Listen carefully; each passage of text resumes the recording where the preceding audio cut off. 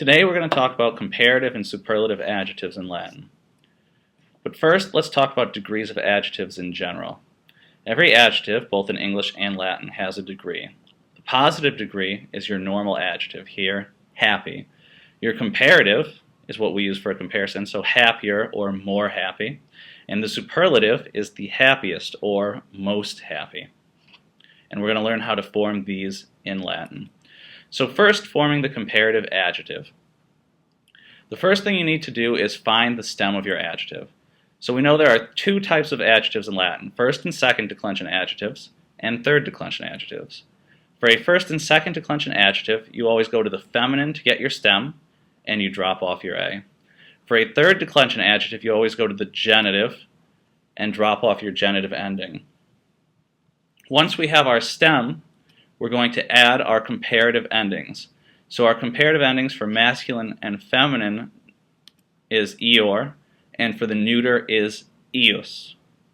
And these endings are the same regardless of what type of adjective we started with. And now, comparative adjectives are easy because they use third declension endings, endings that you are already familiar with. So take a second to pause the video here and look over your endings. Now, when we're making a comparison, there's two ways to do this in Latin. The first is using quam.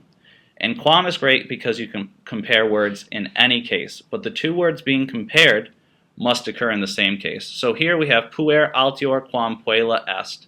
The boy is taller than the girl. Quam here means than, and note that puer and puella are both in the nominative. There's one other way to make a comparison in Latin, and that is using the ablative of comparison. So this can only be used when the word that's being compared is in the nominative or the accusative. So here, puer altior puella est. So puer is in the nominative, it's being compared to puella, which we put in the ablative. We don't need quam here, we just use the ablative case. The boy is taller than the girl. Forming the superlative adjective, again, we find our stem. As a review, for first and second declension adjectives, we go to the feminine form and drop off the A. For third declension adjectives, we go to the genitive and drop off the is. And then we're going to add our superlative ending, which is issimus in the masculine, issima in the feminine, and issimum in the neuter. Again, note that the superlative endings work the same for both first and second declension adjectives and third declension adjectives. And you'll note that when we decline this, they are really just first and second declension endings.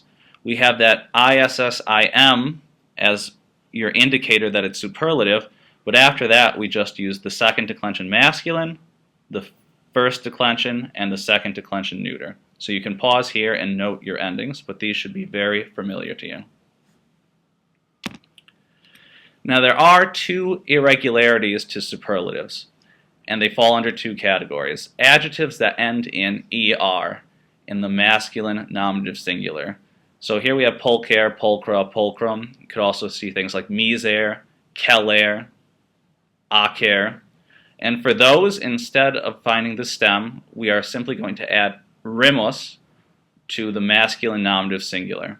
We're going to use the same endings that we used before, but we're going to see it as pulcherimus, pulcherima, pulcherimum. So you're still going to use first and second declension endings. The second type are adjectives ending in lis, here facilis, facile, also difficilis, difficile, and adjectives of the like. Here we're going to drop down to our stem, which is going to end in an L, and then we're going to add limus to that stem. So here we have facilimus, facilima, facilimum. And again, we're still going to use first and second declension endings. So as a quick overview of the lesson, comparative adjectives, we get the stem of our adjective and add ior for masculine, feminine, ius for neuter. It uses third declension endings, and it's translated as more happy or happier, or insert any adjective there.